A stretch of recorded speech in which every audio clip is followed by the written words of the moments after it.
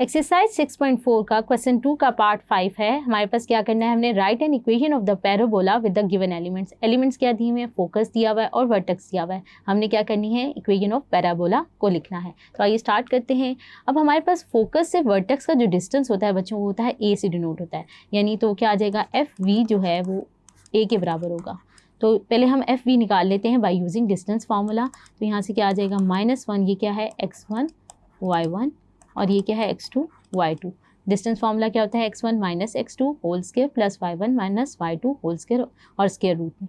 तो यही यूज़ करते हुए मैं क्या करती हूँ, इसको फाइंड कर लेती हूँ।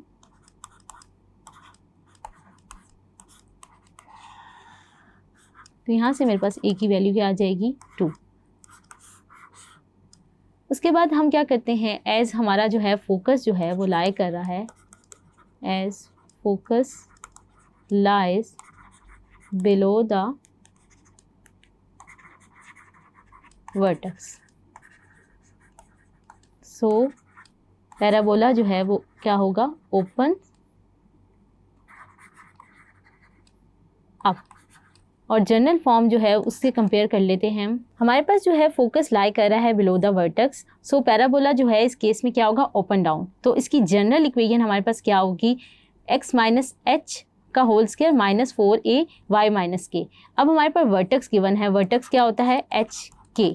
तो वो हम लिख लेते हैं, वर्टेक्स हमारे पास क्या गिवन है, -1 2 और a हमारे पास क्या गिवन है, a हमने निकाला है वो 2 है। तो इस अबव जो है 1 में पुट कर देते हैं। तो हमारे पास क्या आ जाएगा, x - h, तो वो क्या आ जाएगा, x + 1 होल स्क्वायर और -4a की जगह 2 डाल देते हैं और y - k क्या है मेरे पास, यहाँ पर k है 2।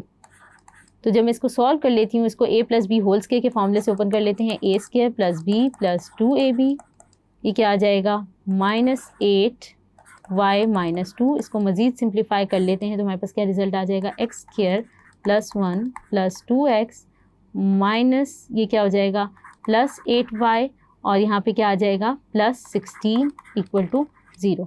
तो ये आ जाएगा x² + 2x + 8y + 17 = 0। तो ये हमारे पास क्या आ जाएगी, equation of parabola with the given elements. तो हमने ये क्या किया, इक्वेशन को a + b होल स्क्वायर से फॉर्मूला ओपन कर लिया और हमने क्या किया, इसको सॉल्व कर लिया। तो आप देख सकते हैं हमारे पास रिक्वायर्ड इक्वेशन ऑफ पैराबोला आ गया with the given elements. Hopes आपको ये क्वेश्चन समझ आया होगा। Thank you.